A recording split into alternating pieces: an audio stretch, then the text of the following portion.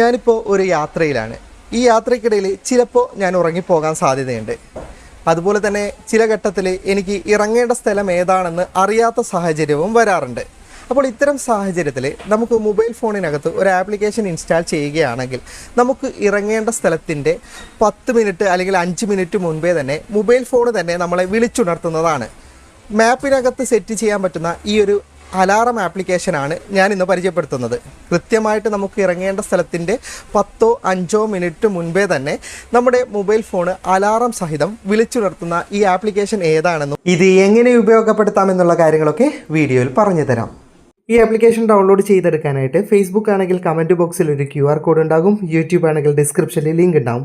ഇനി QR code ഉപയോഗിച്ച് download ചെയ്യാൻ അറിയാത്തവരാണ് നിങ്ങളെങ്കിൽ വീഡിയോ മുഴുവനായിട്ട് കാണുക. വീഡിയോയുടെ അവസാനം എങ്ങനെയാണ് ആപ്ലിക്കേഷൻ ഡൗൺലോഡ് ചെയ്തെടുക്കുന്നത് എന്ന് കാണിക്കുന്നുണ്ട്.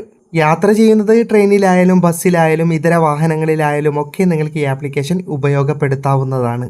ഇൻസ്റ്റാൾ ചെയ്ത ആപ്ലിക്കേഷൻ ഓപ്പൺ ചെയ്താൽ ആപ്ലിക്കേഷൻ്റെ ലാംഗ്വേജ് ചേഞ്ച് ചെയ്യണമെങ്കിൽ ചേഞ്ച് ചെയ്യാം, അല്ലെങ്കിൽ നിങ്ങൾക്ക് ഇവിടെ സേവ് ബട്ടൺ കൊടുക്കാം.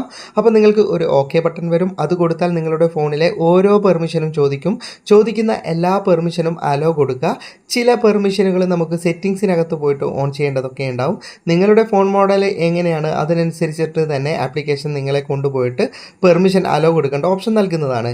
എല്ലാം കൊടുത്തതിന് ശേഷം നിങ്ങൾ ഓക്കെ കൊടുക്കുക.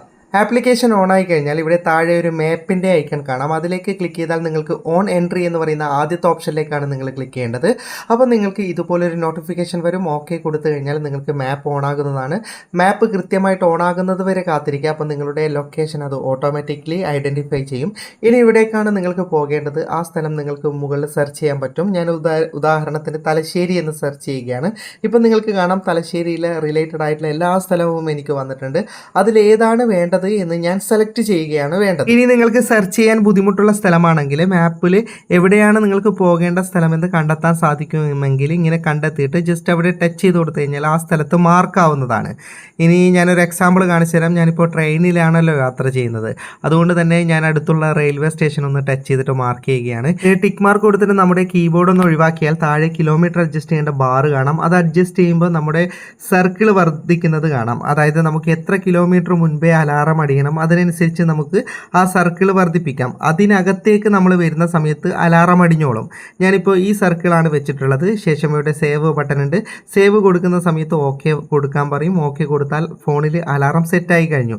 ഇനി ആ സർക്കിളിലേക്ക് ട്രെയിനോ നിങ്ങളുടെ വാഹനമോ എത്തുന്ന സമയത്ത് അലാറം അടിഞ്ഞോളും. ഞാനൊരു എക്സാമ്പിൾ ഇതിപ്പോൾ കാണിച്ചു തരാം. ഞാനിപ്പോൾ ഹോം ബട്ടൺ ക്ലിക്ക് ചെയ്തിട്ട് ആപ്ലിക്കേഷനിൽ നിന്ന് പുറത്തേക്ക് വന്നിട്ടുണ്ട്. എക്സിറ്റ് പോയതല്ല, പുറത്തേക്ക് വന്നതാണ്. ഇവിടെ നിങ്ങൾക്ക് കാണാം നോട്ടിഫിക്കേഷനിൽ എത്ര കിലോമീറ്റർ ഉണ്ട്, എത്ര സമയത്ത് ഞാൻ ആ സർക്കിളിലെത്തും എന്നൊക്കെ ഇത് കാണിക്കുന്നുണ്ട്. ഇതുപോലെ നിങ്ങൾ ആപ്ലിക്കേഷനിൽ നിന്ന് പുറത്ത് വരണം. എക്സിറ്റ് അല്ല പറയുന്നത്, പുറത്തേക്ക് വരണം.